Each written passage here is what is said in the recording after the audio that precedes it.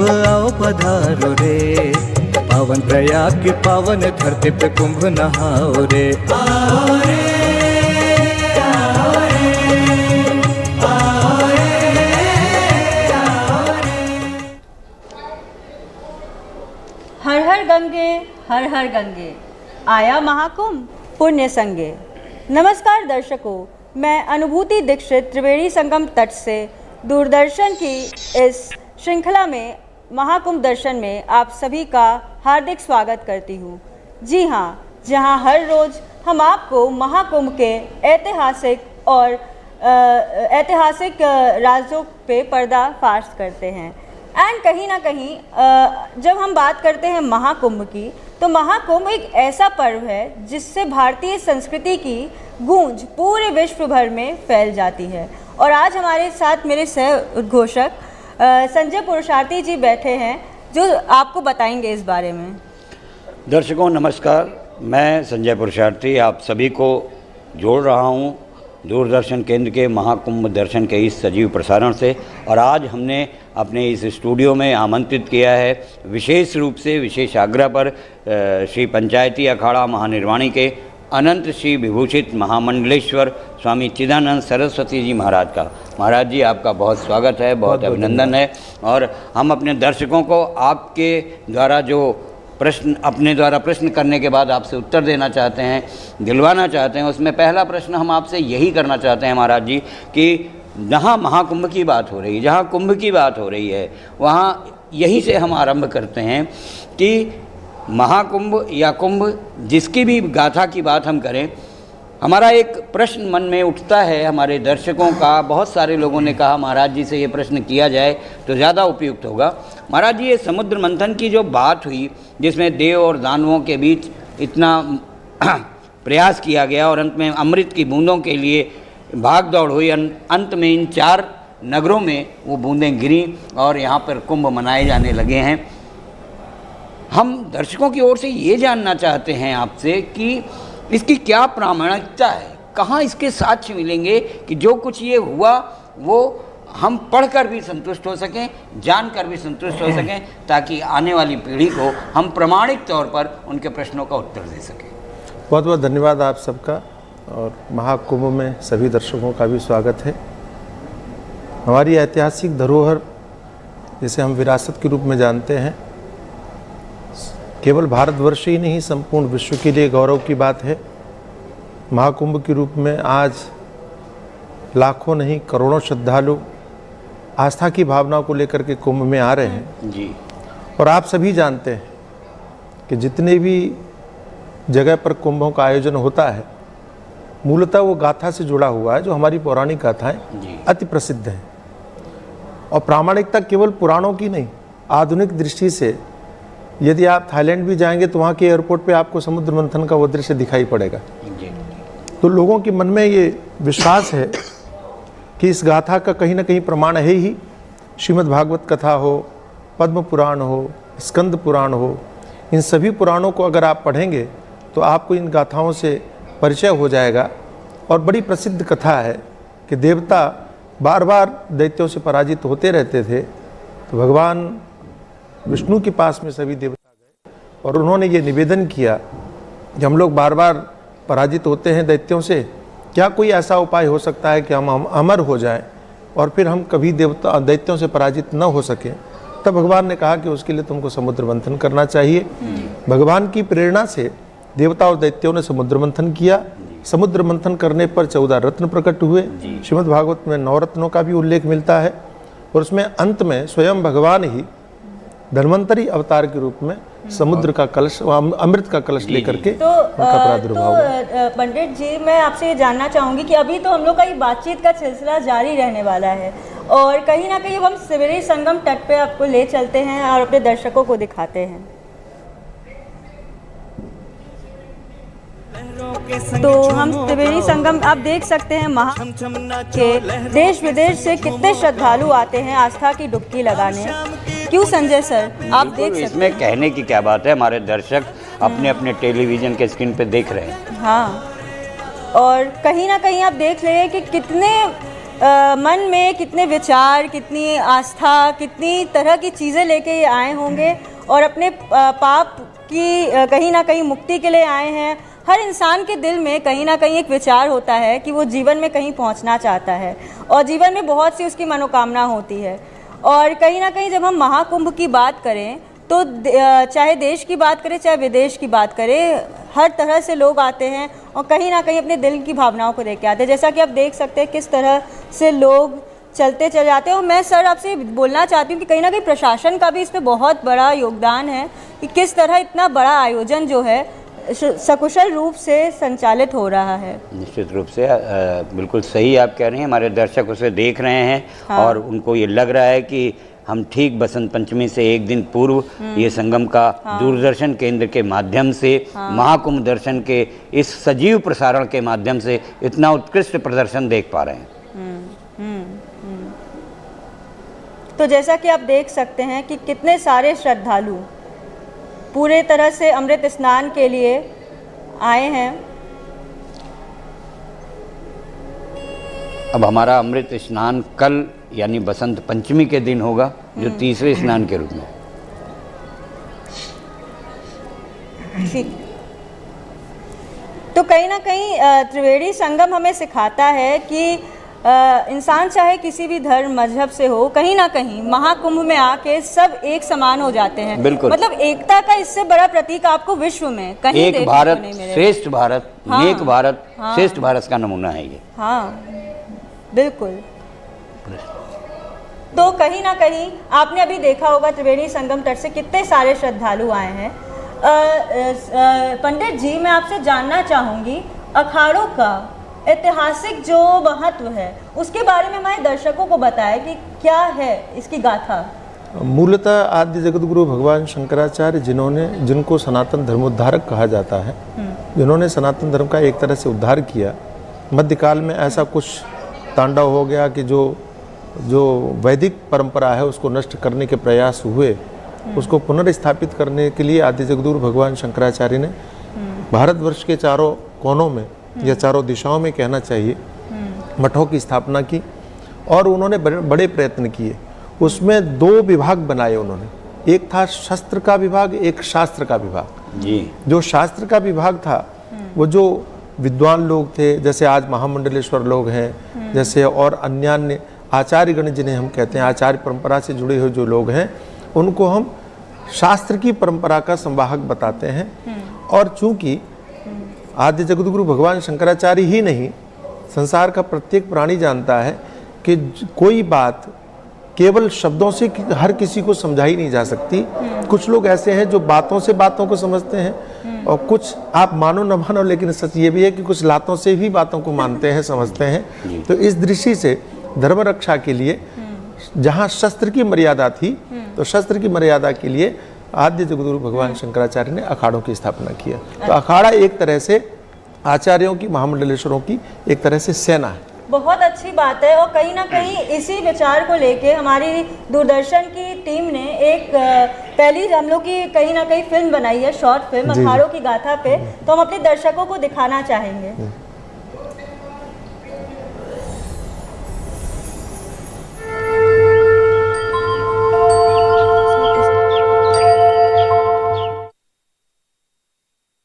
नमो नारायण। मैं संजना भारती, नासिक महाराष्ट्र से। जैसे देख रहे हो आप, महाकुंभ में आए हुए हैं सभी। तो महाकुंभ में आप चैनल के माध्यम के द्वारा से देख सकते हो कि जो भी महाकुंभ में आए हैं, जो स्नान करने के लिए आए हैं, ये स्नान पर्व बहुत ही अमृतमय होता है। और इस स्नान पर्व में मैं तो सभी देशवासियों से यही कहना चाहूँगी, जो भी हमें देख रहे हैं देश विदेश, सभी को कहना चाहूँगी कि आप महाकुंभ का एक बार स्नान कीजिए। यहाँ पर आइए, महाकुंभ में स्नान कीजिए। ये कुंभ की बहुत सारी विशेष महत्वपूर्ण एक इतिहास से जुड़ी और बहुत पौराणिक बातें जुड़ी हुई है।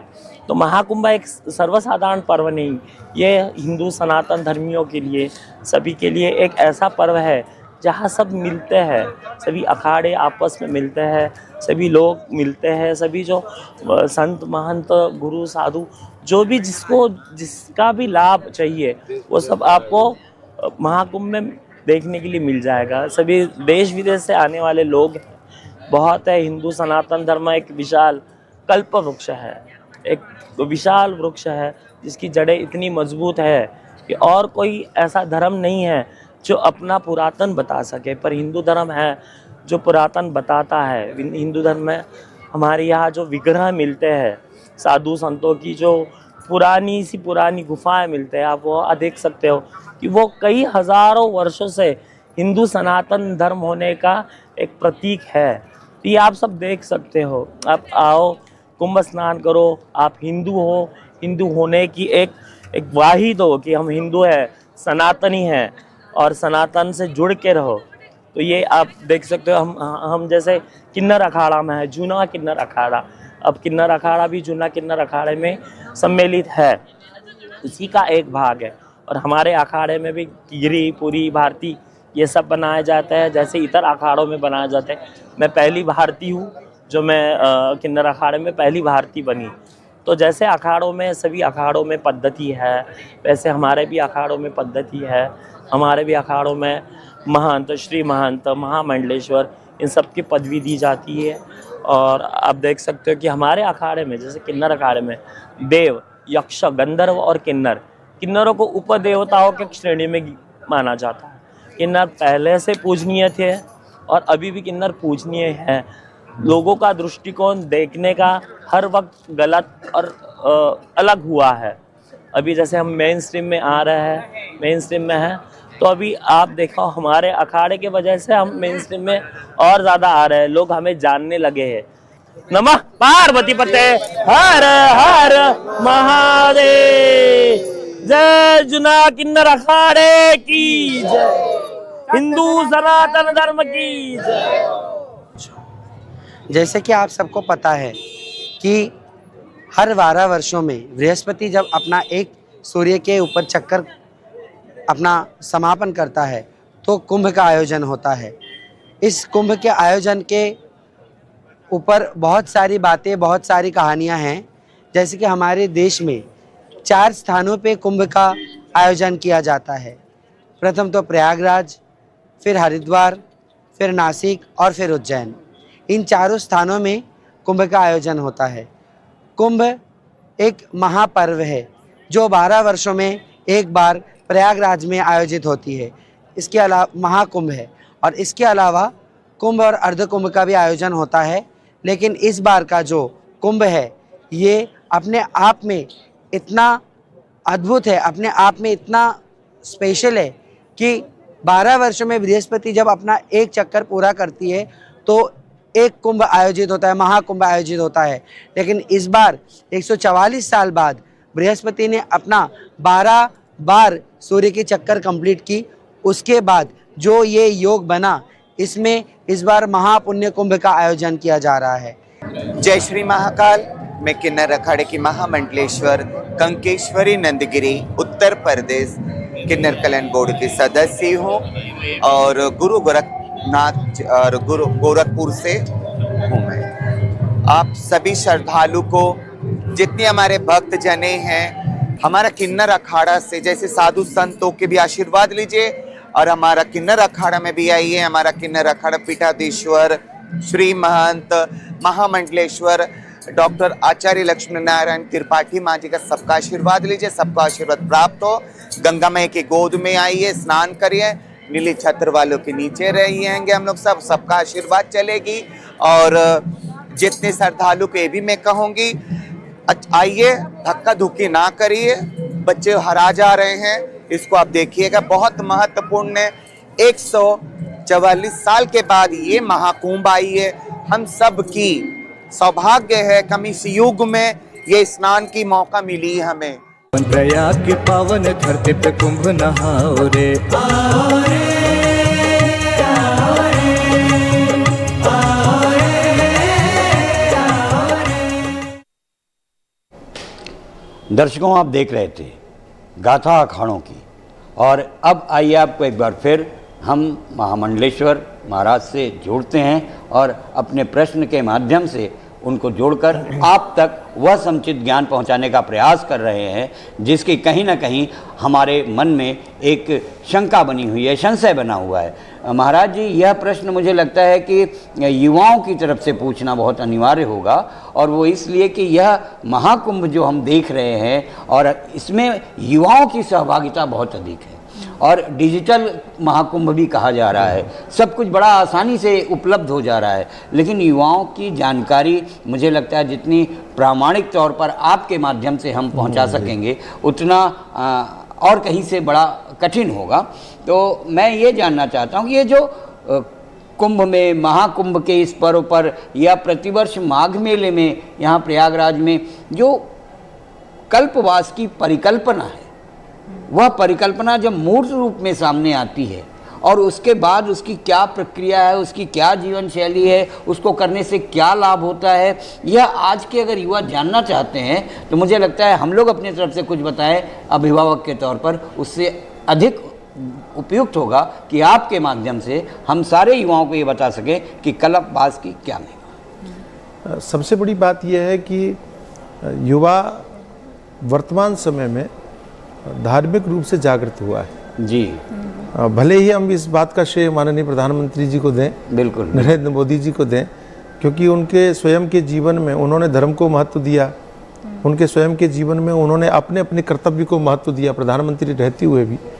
इस बात ने संपूर्ण विश्व में जितना भी हिंदू था उस हिंदू के अंदर में गौरव की भावना उत्पन्न हुई और वो युवा धर्म से कहीं न कहीं जुड़ा है जी। और आज भी आप किसी भी तीर्थ में चले जाइए, मैं केदारनाथ जाता हूँ, मैं रामेश्वरम जाता हूँ, मैं जगन्नाथपुरी जाता हूँ, मैं काशी विश्वनाथ जाता हूँ, कि जगह आपके महाकाल जाता हूँ, आपको युवाओं की संख्या सर्वाधिक दिखाई पड़ेगी। भी वर्तमान समय में मैंने कितने कुंभ किए हैं, लेकिन युवाओं की सहभागिता मैंने इतनी किसी भी कुंभ में नहीं देखी जो इस कुंभ में दिखाई पड़ रही है जी।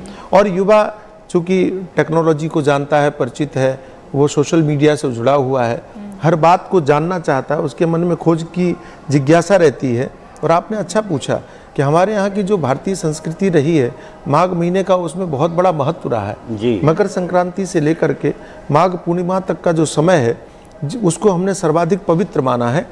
और इस समय पर यहाँ की हमारी गाथाएं, चाहे महर्षि भारद्वाज, महर्षि याज्ञवल्क्य का संवाद हो, वे सब सदैव, चाहे रामचरित की कथाएं हों, चाहे पद्म पुराण की कथाएं हों, चाहे स्कंद पुराण की कथाएं हों, उन सभी कथाओं में माघ महीने का जो महत्व है उस महत्व को रेखांकित किया गया कि जो व्यक्ति इस अवसर पर यहाँ प्रयागराज के कुंभ में, जहाँ गंगा हो, यमुना हो और सरस्वती का त्रिवेणी संगम हो, उस संगम में कोई स्नान करता है तो जो अनजाने जितने भी पाप हैं या अनजानी जितनी भी आपकी मनोकामनाएं हैं या शारीरिक शुद्धि है, आंतरिक शुद्धि है, उस प्रकार से व्यक्ति अपना कल्याण के मार्ग में प्रशस्त होता है।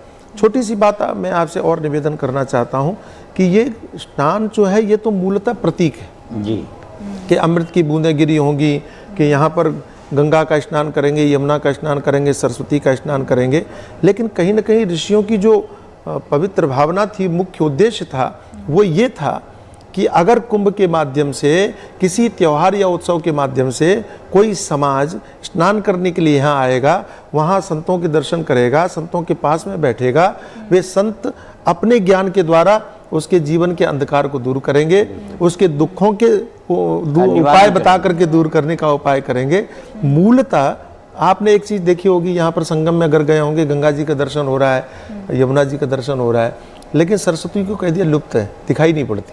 त्रिवेणी संगम में सरस्वती है लेकिन लुप्त है, दिखाई नहीं पड़ती। लेकिन कुंभ में वो सरस्वती प्रकट हो जाती है। कहाँ प्रकट होती है? तो संतों के शिविरों में प्रकट होती है, जहाँ भागवत कथा हो रही है, कहीं ब्रह्मसूत्र का स्वाध्याय हो रहा है, कहीं उपनिषदों का स्वाध्याय हो रहा है। इस तरह से जो सरस्वती लुप्त बताते हैं वो इन अवसरों पर, कुंभ के अवसर पर जगह जगह शिविरों में वो सरस्वती प्रकट हो जाती है।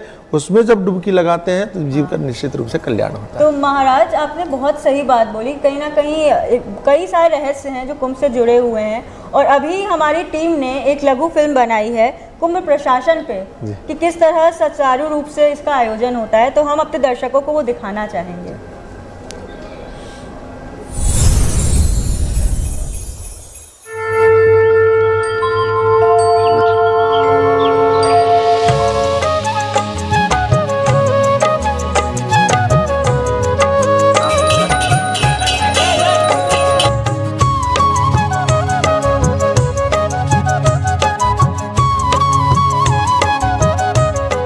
उत्तर प्रदेश एटीएस महाकुंभ 2025 को बिल्कुल निरापद बनाने के लिए, किसी भी आतंकवादी घटना से इसको मुक्त रखने के लिए अपनी पूरे जोश खरोश के साथ महाकुंभ में आया हुआ है। हम लोगों ने अपनी पूरी टीम को यहाँ पर विभिन्न भागों में बांट करके उसको डिप्लॉय किया है और हमारी पूरी कोशिश है कि किसी प्रकार छोटी सी सूचना पर हम तत्काल अपने एसओपी के अनुसार उसके ऊपर एक्ट करें और कार्रवाई करते हुए किसी भी घटना को न घटित होने दें। उत्तर प्रदेश एटीएस का एक गौरवशाली इतिहास रहा है।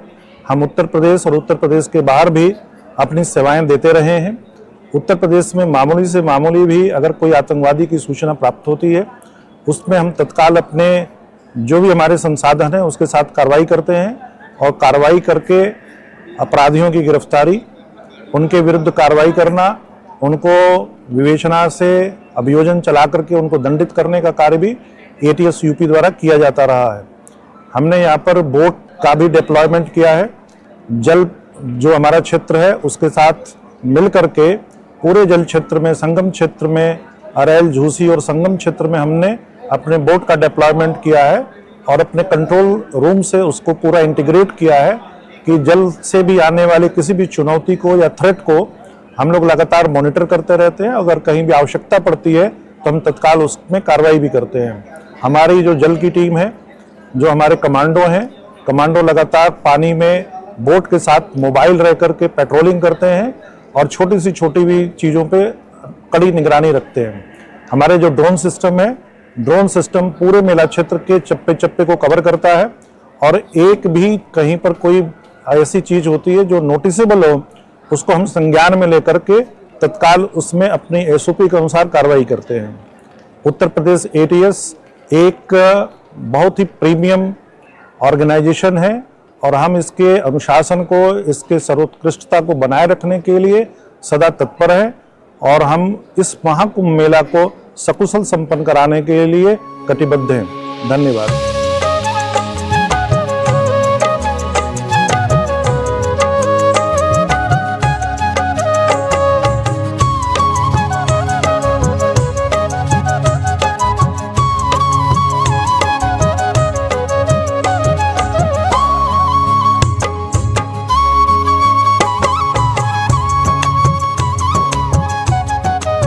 पावन प्रयाग की पावन धरती पे कुंभ नहाओ रे। आओ रे, आओ रे, आओ रे, आओ रे।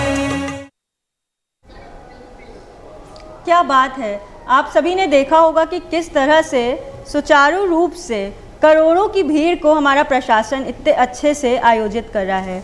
महाराज जी, मैं आपसे ये जानना चाहूँगी, जब हम बात करते हैं अखाड़ों की तो कहीं ना कहीं जो आम जनता होती है उनके दिल में बहुत सारे रहस्यमयी सवाल होते हैं और उनमें से एक ये है कि जो योग परंपरा है, कहीं ना कहीं तंत्र मंत्र परंपरा है और बहुत ही अलग तरह की जो परंपरा है, उस पर मैं आपसे चाहूँगी कि आपकी क्या राय है और किस तरह के योग साधना से आम इंसान अपनी लाइफ में ला सकता है। तो कोई योग की जो बात है वो एक अलग चीज़ है। हाँ। हमारे यहाँ जो साधना से संबंधित चीज़ें हैं, चाहे वो तपस्या हो, चाहे वो जिसे हम हठ योग कहते हैं वो हठ योग हो, वो अखाड़ों की परंपरा में आपको अधिक देखने को मिलेगा। आप अखाड़े में जाएंगे, देखा होगा आपने किसी नागा साधु ने हाथ खड़ा करके रखा हुआ है। हाँ। तो उसने हठ कर लिया कि हम अपना हाथ नीचे ही नहीं करेंगे। ये मन की दृढ़ता पर आधारित है। उसने संकल्प कर लिया, ठान लिया कि मैं आसन बना करके बैठूंगा अथवा खड़ा ही रहूंगा, बैठूंगा ही नहीं। तो ये एक हठ योग का माध्यम है, जिस माध्यम को अपना करके अखाड़े के अनेकानेक साधु सिद्ध परंपरा में सिद्ध हुए हैं, अनेकानेक महान श्रेष्ठ महात्मा हुए हैं और आज भी उस परंपरा का अनुपालन करने वाले अनेक साधु दिखाई पड़ते हैं। ऐसे तंत्र शब्द हमारे यहाँ वो पता नहीं किस तरह से दूषित भावना से वो प्रेरित हो गया कि लोगों ने उसको बदनाम कर दिया, लेकिन वास्तविकता अगर शास्त्रों की दृष्टि से देखेंगे तो तंत्र भी एक साधना है। सात्विक तंत्र एक बड़ा महत्व रखता है। तंत्र शास्त्र की बहुत बड़ी महिमा है, जिसकी साधना करने पर और व्यक्ति चाहे आंतरिक रूप से हो, चाहे बाह्य रूप से हो, चाहे सांसारिक रूप से हो, चाहे आध्यात्मिक रूप से हो, दोनों ही रूप से सिद्धियों को प्राप्त कर सकता है। क्या बात है, क्या बात है। मतलब कि कहीं ना कहीं अपने अंदर से ही सारी आवाज़ आती है और इंसान को उसी पे साधना करनी होती है। उसी क्रम में एक बहुत ही ज्वलंत प्रश्न इस समय सामने आता है हाँ। और मुझे लगता है कि महाराज जी वो आपके माध्यम से हम युवाओं तक पहुंचाएं। और ये प्रश्न ये है कि इस महाकुंभ में बहुत कुछ देखने को मिल रहा है, बहुत कुछ नवीनता देखने को मिल रही है, डिजिटलीकरण इसका दिख रहा है। लेकिन एक चीज़ जो देखने को मिल रही है, युवाओं में बड़ी उत्सुकता है कि कोई भी आ रहा है महामंडलेश्वर बन जा रहा है। वो फिल्मों में कल तक डांस कर रहा था, अभिनय कर रहा था, आज वो महामंडलेश्वर बना हुआ है। तो उसका इस अध्यात्म के क्षेत्र में, हमारे सनातन धर्म में क्या योगदान है और क्यों वो महामंडलेश्वर बनने के लिए इतनी सहमति पा जाता है और फिर उसको निरस्त कर दिया जाता है, उसको उस पद से हटा दिया जाता है। तो ये कौन से वो शीर्षस्थ महात्मा गण हैं जो उनको स्वीकृति भी दे रहे हैं और उनको पदस्थ भी कर दे रहे हैं? संजीव भाई, आपने बहुत ज्वलंत विषय उठाया है और ये इस पर थोड़ा चर्चा होनी चाहिए। बिल्कुल। हमारे श्री पंचायती अखाड़ा महानिर्वाणी ने एक बहुत स्पष्ट एक दिशा निर्देश स्थापित किए हुए हैं और मानक बनाए हुए हैं, जिन मानकों का पालन वो आज भी कर रहा है। हमारे यहाँ कल कोई बना हुआ व्यक्ति और आज महामंडलेश्वर बन जाए, ऐसी परंपरा देखने में नहीं आती। और हमारे यहाँ एक बहुत बड़ी व्यवस्था है, आप आश्चर्य करेंगे, ऐसी व्यवस्था का अनुपालन कोई दूसरा करता होगा मुझे दिखाई नहीं पड़ता जी। लेकिन हम जिस परंपरा से जुड़े हुए हैं, वहाँ अगर उस अखाड़े में किसी को महामंडलेश्वर बनना है तो कम से कम 5 मंडलेश्वर एक पहले पत्र लिखते हैं जिसमें 5 मंडलेश्वरों के हस्ताक्षर होने चाहिए, सहमति हस्ताक्षर होने चाहिए। वो व्यक्ति जानता है उनको, 5 महामंडलेश्वर कम से कम जानते हो, और वो पत्र लिख करके हम श्री पंच को देते हैं, पंच परमेश्वर का अध्यक्ष को देते हैं। वो बाकायदा उसमें मीटिंग करते हैं। मीटिंग करने के बाद में जिसको महामंडलेश्वर बनाया जाता है उसका इंटरव्यू होता है। क्या बात है, सुनिए दर्शकों, आप महाराज जी के माध्यम से पूछते हैं कि भाई आप कितना आपने एजुकेशन किया है, कितनी पढ़ाई किया है, कितने वर्षों से महात्मा हो, क्या क्या साधना किया है, कौन सी तपस्या की, ये सारी जानकारी लेते हैं। और ये भी आप विवाहित तो नहीं है, आप अंग भंग तो नहीं है। इन सारी चीजों का विचार करने के बाद, पूछने के बाद, और फिर वो जब निर्णय कर लेते हैं, जब उनको समझ में आता है कि हाँ व्यक्ति योग्य है, बाद में विवाह नहीं करेगा, कि पहले तो विवाह नहीं किया है, इन सारी बातों को समझने के बाद, और उसने संन्यास लिया है कि नहीं, महत्वपूर्ण विषय ये, ब्रजा होम उसका हुआ है कि नहीं, ये विषय निश्चित होने के बाद में जो अखाड़े के आचार्य महामंडलेश्वर हैं उनके पास में वो सहमति के लिए पत्र भेजा जाता है। और जब वो अपनी सहमति प्रदान कर देते हैं तब आकर की सूचना मिलती है कि उसको महामंडलेश्वर बनाया जा रहा है। क्या बात है, मतलब दर्शकों ने अभी जाना होगा कि कितना डिटेल प्रोसेस, और आजकल कोई भी बन जाता है। तो सुनिए दर्शकों, और कहीं ना कहीं अभी जब महाकुंभ का पर्व है तो महाराज जी, हमारी जो टीम है उसने एक शॉर्ट फिल्म बनाई है प्रयागराज की धरोहर को लेके, और अभी हम दर्शकों को वही दिखाना चाहेंगे। ये देख लें, उसके बाद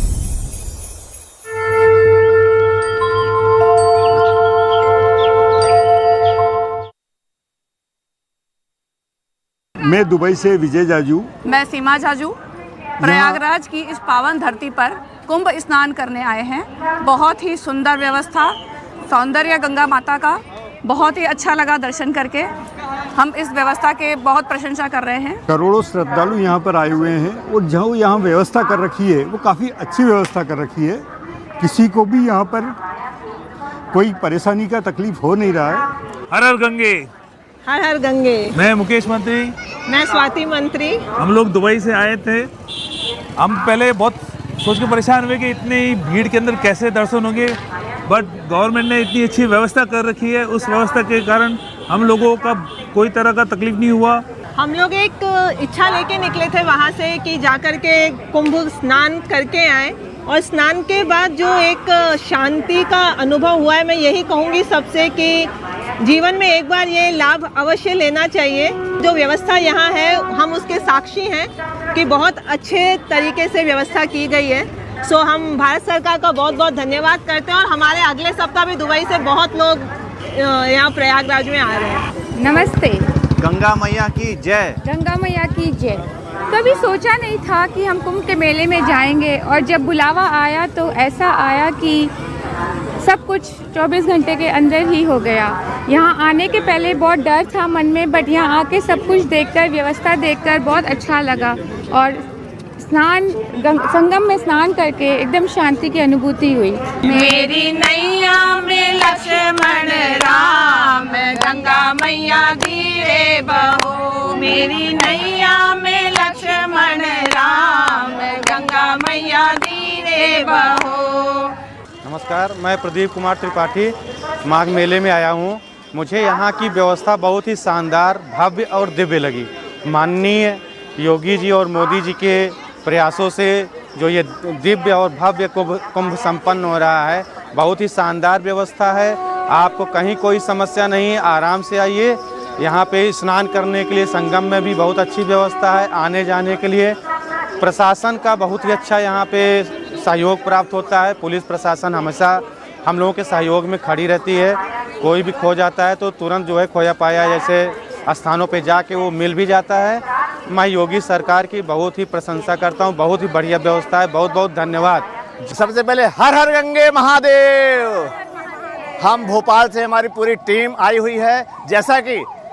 जैसा कि मैं एक साइकिल यात्री के रूप में काम कर रहा हूं और पूरे हिंदुस्तान में एक राममय की यात्रा कर चुका हूं, और मैं आज हमारी पूरी टीम यहाँ प्रयागराज महाकुंभ महापर्व देखने के लिए यहाँ आई है प्रयागराज में। और जैसा कि हमने देखा हुआ है, यहाँ की व्यवस्था इतनी अच्छी है। लोग जितना अफवाह फैला रहे थे, ऐसा कुछ भी नहीं है। यहाँ मोदी जी योगी जी की व्यवस्था देख करके हम उनको प्रणाम करते हैं। हे गंगे मैया, और इधर का महाकुंभ इसी प्रकार रहे और पूरे हिंदुस्तान के, पूरे विदेश के लोग यहाँ आए और हम सब यहाँ पर धन्य हुए आज। हर हर गंगे महादेव, हर हर गंगे महादेव। प्यार हमारी बात सुनो, ऐसा एक इंसान सुनो, और जिसने प्यार ना किया हो वो पापी ना हो। हमारी पूरी फैमिली उदयपुर से पधारी है और 144 इयर्स में होने वाला ये महाकुंभ बहुत ही अच्छा जा रहा है। हमें बहुत सारा मिथ थे, बहुत मिसकंसेप्शंस थे कि पता नहीं अच्छा जाएगा नहीं जाएगा, बहुत भीड़ होगी, लेकिन जब से हम यहाँ पर आए हैं एवरीथिंग इज़ गोइंग स्मूथ। ये ठाकुर जी की कृपा है कि हम सभी लोगों ने गंगा स्नान भी अच्छे से कर लिया है, हमने बड़े हनुमान जी के दर्शन भी अच्छे से कर लिए हैं, और जितनी भीड़ दिखाई जा रही है जी उतनी भीड़ है, लेकिन इसका मतलब ये नहीं है कि हम आएंगे नहीं, क्योंकि ये हमारा कोई पर्सनल ट्रिप नहीं है, ये एक स्पिरिचुअल जर्नी है, ये एक स्पिरिचुअल ट्रिप है। आप प्लीज़ आइए और अपने दोस्तों को, अपने परिवार को भी लेकर आइए। अपने कंफर्ट जोन से बाहर निकलना पड़ेगा, क्योंकि 144 ईयर्स में होने वाला ये एक कुंभ है। आपके पूर्वज नहीं जा पाए थे, आपकी आने वाली 2 पीढ़ी भी नहीं जा पाएगी। सो ये आप ही के ऊपर एक तरह का प्रिविलेज है, तो आप प्लीज़ आइए, यहाँ पर पधारिए और इस बड़े महोत्सव का आनंद लीजिए। प्रयाग की पावन धरती पे कुंभ नहाओ रे, आओ रे, आओ रे, आओ रे, आओ रे। दर्शकों, हम आपको बताना चाहते हैं कि हम आपको दिखाना चाहते थे प्रयागराज की धरोहर, लेकिन कुछ तकनीकी खामियों के कारण हम उसे आपको तुरंत ना दिखा सके, आगे दिखाएंगे। और अब आप जो देख रहे थे इस समय वो था श्रद्धालुओं की, और इसमें आपको श्रद्धालुओं से मिलने का, श्रद्धालुओं के विचारों को जानने का अवसर मिला।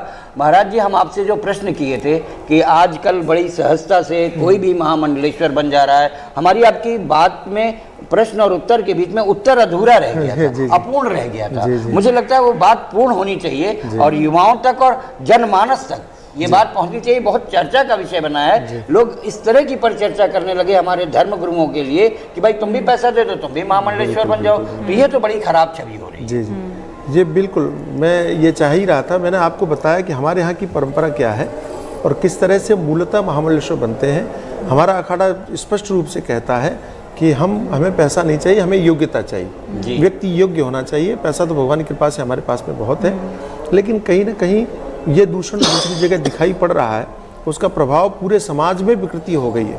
थोड़ी देर के लिए आप समझ लीजिए जैसे राजनीतिक दल और कहीं पर आपको पता चले कि वो पैसा दे करके टिकट बेच रहे हैं, तो सब जगह ऐसा होता होगा, आवश्यक नहीं है, लेकिन कहीं कहीं ये दूषण होने के कारण हर राजनीतिक दल बदनाम होता है।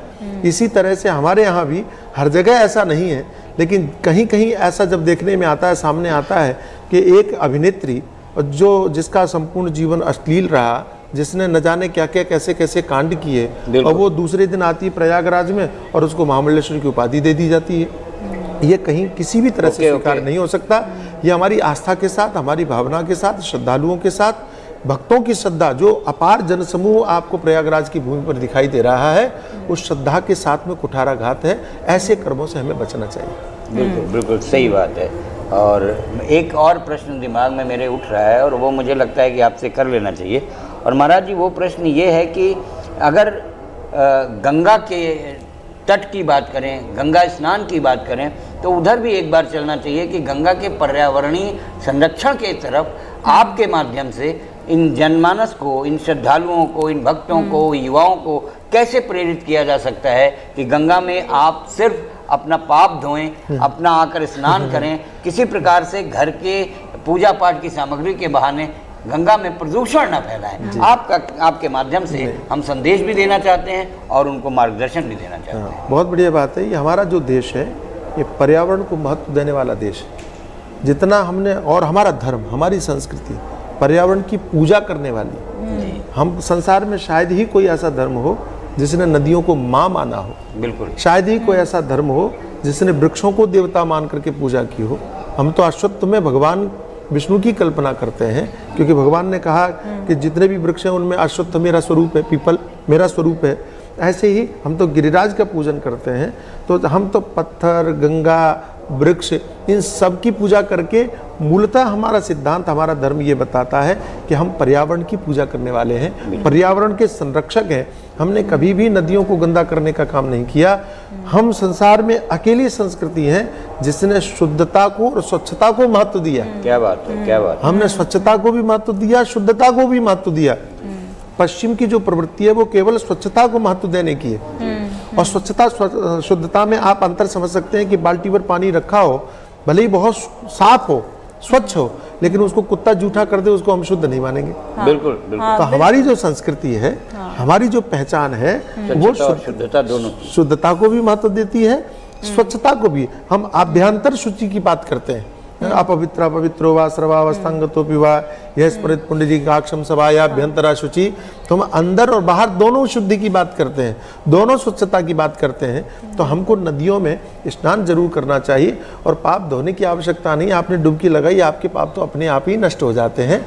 तो पाप के साथ में अगर हम कहीं अपनी गंदगी, चाहे वो कपड़ों की हो, चाहे वो पूजा सामग्री की हो, किसी भी दृष्टि से गंगा जी में अगर हम गंदगी को फेंकते हैं तो हम पापों को धोने का नहीं, पापों को करने का काम करते हैं। क्या बात है, क्योंकि तीर्थों में अगर आपने तीर्थों में अगर आपने पाप किए, तीर्थों में अगर आपने ऐसा कोई कृत्य किया तो उसका कई गुना पाप भुगतना पड़ता है जी। तो यही हमारे धर्मशास्त्र यही कहते हैं। तो इसलिए युवाओं को ही नहीं, युवा तो खैर जागृत हो गया है, जो हमारे गांव के लोग हैं, जो देहात के लोग हैं, उनको भी सबको बताने की आवश्यकता है कि गंगा मैया है, इनमें स्नान कीजिए, लेकिन इसमें गंदगी मत बहाइए। जी महाराज, आपने एकदम सही कहा। कहीं ना कहीं ये ध्यान हमें भी देना चाहिए पर्यावरण संरक्षण का। और हमारी टीम ने एक लघु फिल्म बनाई है, कुंभ अपने आप में एक रहस्य समेटता है। तो कुंभ रहस्य पे हमारी टीम ने एक लघु फिल्म बनाई है जो हम अपने दर्शकों को दिखाना चाहेंगे।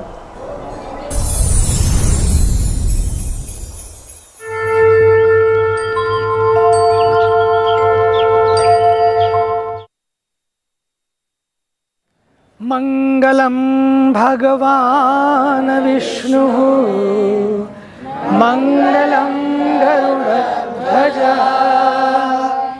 मंगलम पुंडरीकाक्षो मंगलाय तनो हरि। ओम।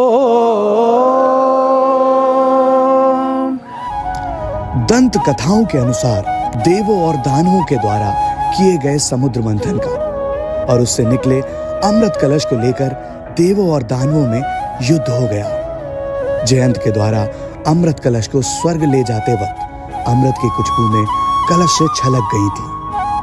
पृथ्वी पर इसकी 4 बूंदें इन स्थानों पर गिरी। यह स्थान हरिद्वार, उज्जैन, नासिक और प्रयाग थे।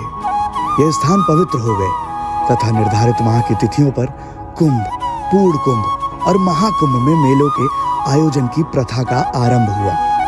प्रयाग में आयोजित महाकुंभ मेले में वर्तमान परिप्रेक्ष्य में कुंभ रहस्य स्वामी चिदानंद जी महाराज जी ने हमें बताया। महाकुंभ के पावन अवसर पर प्रयागराज इस पवित्र भूमि में मुझे इतना अच्छा लग रहा है कि सचमुच इस देश के संगम को देख रहा हूँ मैं, संगम के तट पर। और इसलिए ये महाकुंभ होते हैं, यही इनका महात्म्य है। क्योंकि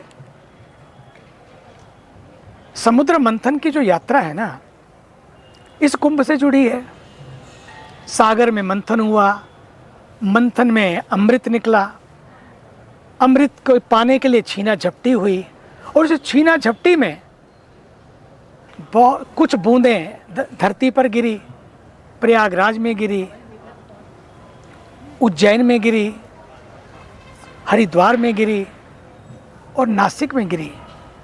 उन पवित्र नदियों में, उस पवित्र धरती पर जब वो बूंदें गिरी, बस वहीं से उस अमृत को पाने के लिए ये यात्रा अनवरत जारी है। उस यात्रा को हमारे जगत गुरु शंकराचार्य जी ने इतने अद्भुत तरीके से सबको जोड़ा, सारे अखाड़ों की परंपरा को भी साथ साथ आने का हर पर्व पर संदेश दिया। और मुझे तो लगता है कि नो अखाड़ा नो कुंभ। अखाड़ों का दर्शन करने के लिए ही ना जाने कितने कितने कितने लोग पूरे विश्व से चले आते हैं। इन अखाड़ों की परंपराओं को प्रणाम। ये परंपराएं हैं तो ये पर्व सुरक्षित हैं, लेकिन ये जो पर्व है ना, ये केवल सागर मंथन का पर्व नहीं है। सागर मंथन हुआ, लेकिन मुझे लगता है कि जब आप महाकुंभ पर आएं, ये सागर मंथन से स्वयं के मंथन की यात्रा है। ये अमृत मंथन से आत्म मंथन की यात्रा है। अमृत पूरे विश्व में बटे, लेकिन अमृत की तलाश में बहुत कुछ ऐसा होता है, समाज में भी देखते हैं, परिवार में भी देखते हैं, और स्वयं के जीवन में भी। तलाश सुख की है, लेकिन कई बार दुख का भी सामना करना पड़ता है।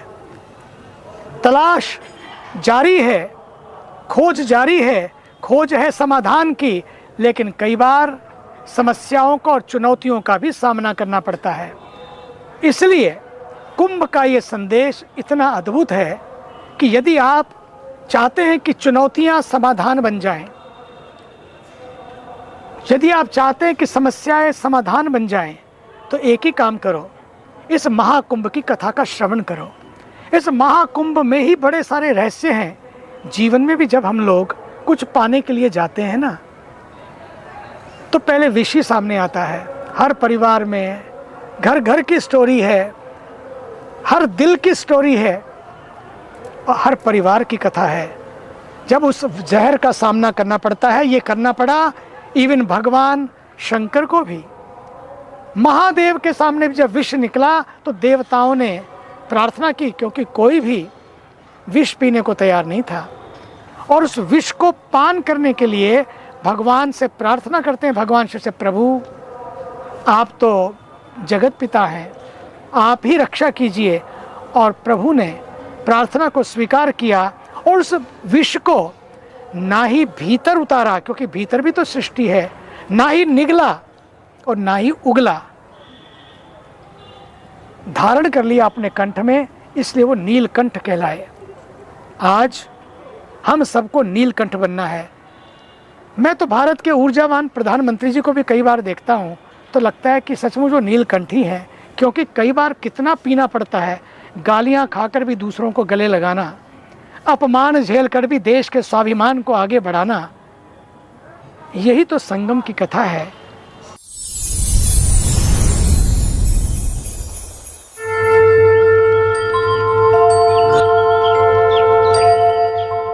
देख रहे थे कुंभ रहस्य। स्वामी जी, इसी श्रृंखला में मैं आपसे एक प्रश्न पूछना चाहूँगी कि कहा जाता है कि कुंभ में कहीं ना कहीं कई साधु और तपस्वी अपने आप उत्पन्न हो जाते हैं, इसके पीछे क्या सच्चाई है? नहीं, बिल्कुल, देखो ये दिव्यता है हमारे भारतवर्ष की और हमारी संस्कृति की। आप किसी भी तीर्थ में चले जाओ, वहाँ पर आपको उस दिव्यता का अनुभव होगा। बद्रिकाश्रम में चले जाओ, केदारनाथ में चले जाओ, वहाँ अनेकानेक सिद्धों के दर्शन होते हैं, लोगों को ये अनुभूतियाँ हैं। ऐसी प्रयागराज कुंभ में हमारे संतों की अनुभूतियाँ हैं कि अनेकानेक सिद्ध इस पर्व पर, पावन पर्व पर, जो जिन तिथियों में अमृत स्नान होता है, उन अमृत स्नान की तिथियों में सिद्ध स्नान करने आते हैं। वो सदैव आपको दिखाई नहीं पड़ते हैं, लेकिन उसकी प्रतीति होती है, एक वाइब्रेशन दिखाई पड़ते हैं। मैं आपको अपनी अनुभूति बता रहा हूँ कि अभी हम जब बसंत अपने मौनी अमावस्या वाले स्नान के दिन और स्नान करने के लिए तैयार हो रहे थे, और हम सब लोग रथ पर सवार थे, क्योंकि अखाड़े की परंपरा है यात्रा करने की, तो रथों पर सवार होकर के बैठे थे। सुबह के 4 बज रहे थे, और तब मैंने ही लोगों से कहा कि आप देखो, पूरी प्रकृति को देखो, वातावरण को देखो, और उस वातावरण का अनुभव करो आपको ऐसा लगेगा कि सुबह 4 नहीं बज रहे, ऐसा लगेगा जैसे 6 बज रहे। 4 बजे भी आपको सुबह सुबह इतना तेज दिखाई पड़ता है वातावरण में, इतनी पवित्रता दिखाई पड़ती है। और वो वाइब्रेशन शरीर के कभी भी आप, मैं अपनी बात कहूँ कि मैं कभी भी स्नान करता हूँ तो गर्म पानी से स्नान करता हूँ, लेकिन जब अमृत स्नान करने के लिए जाते हैं और हम डुबकी लगाते हैं, हमको पता ही नहीं चलता है कि ठंड क्या होती है, हमें मालूम ही नहीं। ये तो सबका अनुभव होगा।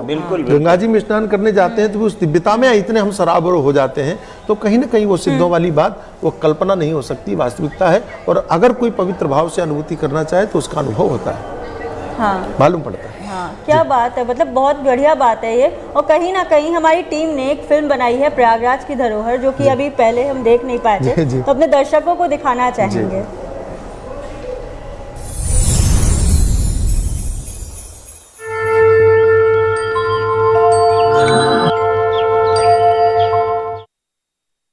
महाकुंभ 2025 144 वर्षों के बाद यह महायोग इस कुंभ को और भी गौरव प्रदान करता है।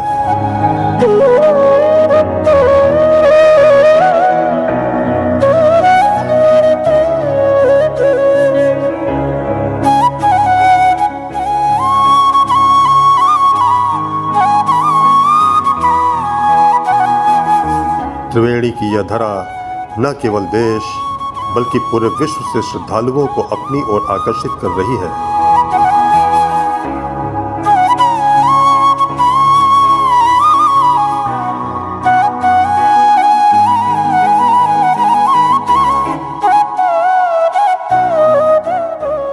प्रयागराज की इस धरा पर अनेक पुरातन काल के प्राचीन मंदिर और धरोहर, जिनकी शोभा इस विशेष योग में और भी बढ़ रही है।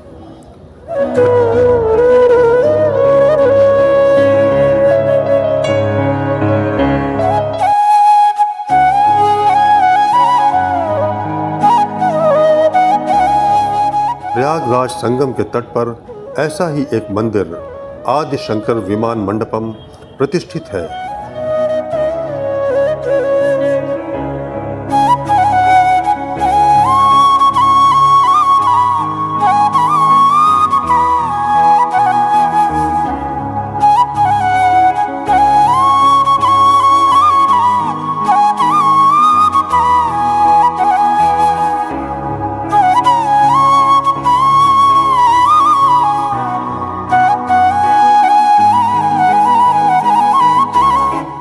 यह 3 तलों का एक अद्भुत मंदिर है, जिसके प्रथम तल पर कामाक्षी देवी की स्थापना है।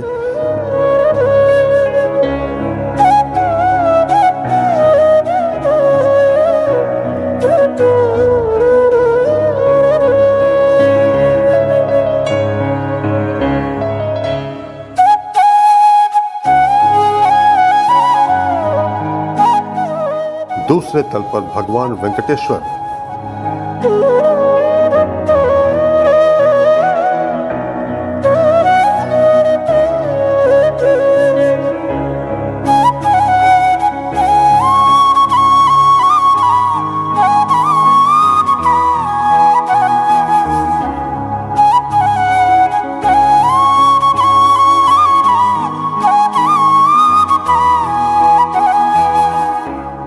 तथा तृतीय तल पर सहस्त्र लिंगम की स्थापना है।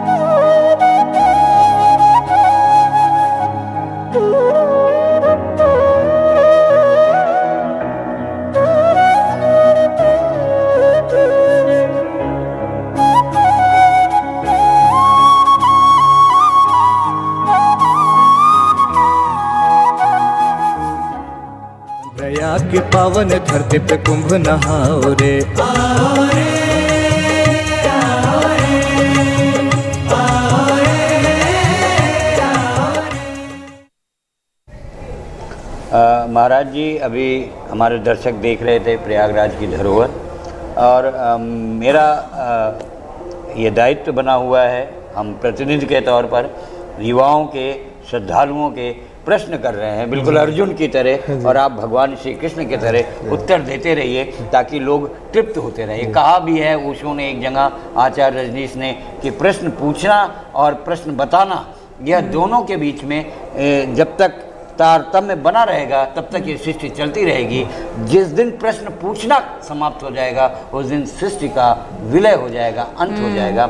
उसी क्रम में मुझे एक बहुत अच्छी सी पंक्तियाँ याद आती हैं, गोरखपुर के बहुत ही वयोवृद्ध शायर हैं, उनकी पंक्तियों में देखिए क्या कह रहे हैं कि पूछती हैं मछलियों से मछलियाँ, ये नदी हमको कहाँ ले जाएगी, जुगनुओं के जिस्म से निकली हुई ये रोशनी हमको कहाँ ले जाएगी, पूछती हैं पीढ़ियों से पीढ़ियाँ, ये सदी हमको कहाँ ले जाएगी। यह जो चिंता, यह जो प्रश्न है, पूछने के बताने के क्रम में मैं यह जानना चाहता हूँ कि ये जो कुंभ के दरमियान अमृत स्नान हो रहा है, इस वर्ष से पहले शाही स्नान होता था, इसमें जो हमारे संत महात्मा 13 अखाड़ों के संत महात्मा महामंडलेश्वर स्नान के क्रम में जाते हैं और श्रद्धालुओं को रोका जाता है कि अभी उनका स्नान हो जाए, उसके बाद आप करें, क्योंकि हमारी ऐसी मान्यता है कि हम अपने संत महात्मा को भगवान मानते हैं और भगवान के रूप में ही 33 करोड़ देवी देवता को इस महाकुंभ और कुंभ में देखते हैं। तो क्या आप क्रमबद्धता के साथ बता सकेंगे हमारे दर्शकों को कि क्या क्रम है इन अखाड़ों के अमृत स्नान का? जी जी, बहुत बढ़िया पूछा आपने। प्रश्न पूछने का जो परंपरा है ना, वो भी हमारी देन। हमारे वेदों में एक उपनिषद है जिसका नाम ही प्रश्न उपनिषद है। तो हमारे यहाँ तो ऋषियों ने पूछने की परंपरा ऐसी डाली कि हम जो कथा कहते हैं, कथा शब्द का भी अर्थ है कि कैसे। कोई भी पुराण उठा के देखिए तो वहाँ पहले पूछने वाला है, फिर उत्तर है। पूछने की जितनी स्वतंत्रता सनातन धर्म ने दी, ऐसी सभ्यता कहीं दुनिया में और देखने को नहीं मिलती। आपने बहुत बढ़िया बात पूछी कि अमृत स्नान में सर्वाधिक आकर्षण का केंद्र यदि होता है तो वह है अमृत स्नान। लाखों करोड़ों श्रद्धालु स्नान करने के लिए तो आते ही हैं, साथ साथ में उन संत महापुरुषों के दर्शन करते हैं, सड़क पर खड़े होकर के तपस्या करते हुए रात रात भर प्रतीक्षा करते हैं कि कब अखाड़ों की सवारी निकलेगी और कब हम नागा साधुओं का दर्शन करेंगे। तो ये हमारे यहाँ की परंपरा है, और उस परंपरा में 13 अखाड़ों की एक अखाड़ा परिषद के माध्यम से ये निश्चित कर दिया गया कि कौन सा अखाड़ा कब स्नान करेगा, कैसे स्नान करेगा। प्रयागराज के परिप्रेक्ष्य में यदि आप जानना चाहते हैं तो सबसे पहले श्री पंचायती अखाड़ा महानिर्वाणी, जिसका मैं महामंडलेश्वर हूँ। क्या बात है, सबसे पहला सौभाग्य कि हम आपका दर्शन कर रहे हैं और दर्शकों को भी आपका दर्शन करा रहे हैं। तो प्रयागराज में पहला स्नान श्री पंचायती अखाड़ा महानिर्वाणी करता है। तो उसमें ऐसी परंपरा है कि जब हम लोग सारे के सारे महामंडलेश्वर अपने भक्तजनों के साथ में अखाड़े में जाते हैं और अखाड़े में सजे हुए जो रथ रखे रहते हैं उन रथों पर विराजमान होते हैं, जिनको हमारे यहाँ औदा बोलते हैं, उन पर विराजमान होते बैठ जाते हैं। सबसे पहले आगे आगे अखाड़े के भाले चलते हैं, ध्वजा चलती है, फिर हमारे जो आदि गुरु हैं कपिल भगवान, उनकी डोली चलती है, उनका रथ चलता है। फिर अखाड़े के जो आचार्य महामंडलेश्वर, जो वर्तमान में पूज्य आचार्य महामंडलेश्वर निर्वाण पीठाधीश्वर स्वामी विश्वकानंद भारती जी, उनका रथ चलता है। फिर अटल पीठाधीश्वर स्वामी विश्वात्मन भारती जी, सरस्वती जी का रथ चलता है। इस प्रकार से फिर क्रमशः जो पहले मंडलेश्वर बनता है उसका रथ पहले जाता है, जो बाद में मंडलेश्वर बनता है उसका रथ बाद में जाता है। आपके इस उत्तर से निश्चित रूप से हमारे दर्शकों को बहुत ही ज़्यादा, और ये हमारा अखाड़ा, उसके बाद में फिर निरंजनी है, निरंजन के बाद में फिर जूना है, और जून तीनों अखाड़े हमारे 7 अखाड़े सन्यासियों के हो जाते हैं। उसके बाद में फिर जो वैष्णव अखाड़े 3 हैं उनके स्नान होते हैं, फिर 2 उदासियों के स्नान होते हैं, अंत में निर्मल अखाड़े का स्नान होता है। दर्शकों को निश्चित रूप से आपके माध्यम से हम उनके मन के संशय को दूर करने में आज अपने महाकुंभ दर्शन के माध्यम से निश्चित रूप से सफल हो रहे हैं। एक प्रश्न और मेरे मन में है, और वह प्रश्न ये है कि वही वाली बात की हम गुड़ खाएं और आपको गुलगुला खाने के लिए मना तो ये बात समझ में नहीं आती है। महाराज जी, ये बड़ा सटीक सा प्रश्न बनता है कि जो भी सन्यासी हैं, जो भी ऋषि मुनि हैं, जिनके पांडालों में हम जाते हैं और हम ज्ञान अर्जित करते हैं, ध्यान लगाते हैं, वो कहते हैं मोह माया त्याग दो। सीधी बात है। मेरी ही लिखी एक नॉवेल है, उसकी 4 पंक्तियां हैं कि समय की शिला पर लिखी जा रही है हमारे तुम्हारे किए की कहानी, अगर बन सको तो बनो मूर्त गंगा, प्रवाहित सा दीपक, ले अमृत सा पानी। बहुत बढ़िया। हमको ये संदेश देना है, लेकिन हम ये संदेश देते हैं अपने अपने मठों के माध्यम से, अपने अपने पीठाधीश बनने के बाद अपने व्यासपीठ से, कि सब कुछ मोह माया त्याग दो। लेकिन महाराज जी, हम त्याग दें और सन्यासियों ने जो चीज ग्रहण की हुई है उसमें सब कुछ उपलब्ध है। आज की पूरी आधुनिकता उनके साथ है, आज के साथ पूरा दिखावा है, पूरा लाभो लश्कर है। तो नई पीढ़ी को कैसे समझाया जाए कि पापा जी मम्मी ये किस चीज से सन्यास हुआ, हम भी ऐसा सन्यास लेने, क्या दिक्कत है? बहुत बढ़िया, अच्छी बात पूछी आपने। मैं तो चाहूँगा कि हर व्यक्ति को सन्यासी हो जाना चाहिए ऐसा, अगर लेकिन नहीं हो पाता है, ये सन्यास भी सबको स्वीकार नहीं होता, पहली बात। दूसरी बात मैं आपको बताऊं, जो परंपरा से अपरिचित हैं उन लोगों के मन में ये संदेह होता है जी। आप सदैव स्मरण रखना, दो बातें, थोड़ा सा समय लूंगा मैं, बिल्कुल, दो बातें आप स्पष्ट कर लीजिए। एक हमारे यहाँ है आचार्य परंपरा, एक है अवधूत परंपरा। जो अवधूत परंपरा है उसको संसार के किसी भी संबंध से मतलब नहीं है, किसी व्यक्ति से मतलब नहीं है, किसी धन से मतलब नहीं है, किसी आश्रम से मतलब नहीं है, वो अपने कल्याण के लिए मस्ती से भ्रमण कर रहा है। बिल्कुल। दूसरा जो है वो आचार्य कोटि का है। आचार्य कोटि में परंपरा के अनुसार चलना पड़ता है, क्योंकि समाज की श्रद्धा का विषय जी, लोगों के जुड़ने का विषय। छोटा सा उदाहरण मैं आपको बता दूं कि दो व्यक्ति हैं जी, और दोनों के पास में नाव है जी। एक व्यक्ति स्वयं भ्रमण करने के लिए निकला है, उसे दुनिया से लेना देना नहीं, उसे दूसरे के पार करने से मतलब नहीं, किसी को पार जाना है उससे से मतलब नहीं। और दूसरा वो केवट है जिसका काम ही है अपनी नाव पर दूसरों को बिठा करके पार ले जाना। तो जिसका काम अपने नाव पर बिठा करके दूसरी जगह ले जाने का है, उसको नाव सजाने की भी जरूरत पड़ेगी। अगर नाव सजी नहीं होगी तो लोग उसके नाव में आएंगे ही नहीं, जाएंगे ही नहीं। मूलतः आचार्य परंपरा में जितना भी तामझाम आपको दिखाई पड़ता है, वो तामझाम आपकी अपेक्षाओं के कारण, क्योंकि समाज ने ये मान रखा है कि वो ज़्यादा संपन्न है, वो बड़े महात्मा हैं क्योंकि उनके पास में बड़ा धन है, क्योंकि वो बड़े महात्मा हैं उनके पास में बड़ा शिविर है, क्योंकि उनके पास में बड़े महात्मा हैं क्योंकि उनके पास में राजनेता जाते हैं। तो हमारी जो मान्यता हमने गढ़ ली है, हम उसी को श्रेष्ठ मानते हैं जिसके पास में संसार का वैभव होता है। आप शिविर में जाएं, कल्पना कीजिए कि प्रयागराज का कुंभ चल रहा है और आप हमारी शिविर में आए और हम आपको रहने के लिए एक ईपी टेंट दे दें और नीचे कुछ भी बिछाना हो, पुआल पड़ा हो, धान का पुआल, कहिए कि इसमें रहिए, आप भी रहना पसंद नहीं करेंगे, आप वहाँ जाना पसंद करेंगे जहाँ आपको संपूर्ण सुविधा प्राप्त हो। तो जनमानस की अपेक्षाओं का भार संतों के ऊपर इतना आ जाता है कि उनको ये आडंबर रचना पड़ता है और गालियां भी खानी पड़ती हैं। ये दर्शकों बिल्कुल कितनी निष्पक्षता के साथ महाराज जी ने उत्तर दिया कि हम गालियां भी खाने को तैयार हैं और हम जो कुछ भी कर रहे हैं आपके मनोभाव को तृप्त करने के लिए, संतुष्ट करने के लिए ही हम ऐसा कर रहे हैं, वरना हमने तो संन्यास ले रखा है और अपनी नाव हम स्वयं पार लगा रहे हैं। और आज भी जितना भी हम इकट्ठा करते हैं, आप प्रयागराज में देखिए, सारे शिविरों में अन्न क्षेत्र चल रहा है, सारे शिविरों में हम कंबल बांट रहे हैं, सारे शिविरों में हम उदारता पूर्वक खर्च कर रहे हैं। वो कहाँ से आया? आप ही का दिया हुआ, आप ही के लिए खर्च कर। क्या बात है, क्या बात है। जी जी। तो स्वामी जी, मैं ये जानना चाहूँगी कि एक आम आदमी अध्यात्म से कैसे जुड़ सकता है? क्योंकि कहीं ना कहीं अगर हम योगिक क्रिया की बात करें, हठ योग की बात करें, हर इंसान अपने रोज़मर्रा की ज़िंदगी में कहीं ना कहीं इतना समय नहीं निकाल पाता। तो कैसे, मैं चाहूँगी आप दर्शकों को बताएं कैसे आम इंसान हमारे सनातन धर्म में अध्यात्म से जुड़ने के लिए तो इतने सरल मार्ग हैं। श्रवणम कीर्तनम विष्णु स्मरणम पाद सेवनम अर्चनम वंदनम दास्यम सख्यमात्म निवेदनम। अगर आपको बड़ी बड़ी बातें नहीं जाननी है तो आवश्यक नहीं है, आप कथाएं श्रवण कीजिए। हाँ। आप कथा श्रवण करने में मन नहीं लगता है, आप कीर्तन कीजिए, श्रवणम कीर्तनम विष्णु, ध्यान कीजिए, स्मरण कीजिए, उसमें भी मन नहीं लगता है, आप पूजन करना शुरू कर दें। हमारे कार्यक्रम का, कुंभ दर्शन का जो ये समय सीमा का एक बंधन है, वो हम बिल्कुल अंतिम पायदान तक आ चुके हैं और हम अपने इस स्टूडियो में संगम तट पर जो महाकुंभ दर्शन के सजीव प्रसारण के लिए बना है, उसमें आपका पदार्पण हुआ। आप पधारे, हमारे दर्शकों को आपने अधिक से अधिक ज्ञान उन तक पहुंचाया, हमारे प्रश्नों के उत्तर के रूप में। हम अपने पूरे दूरदर्शन परिवार की ओर से, सभी श्रद्धालुओं की ओर से आपके प्रति कृतज्ञता व्यक्त करते हैं। नमस्कार। बहुत बहुत साधुवाद। बहुत बहुत जय माँ गंगे। जय माँ गंगे।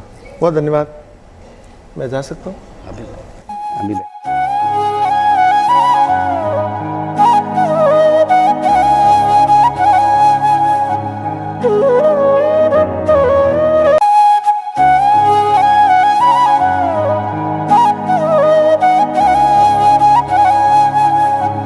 है।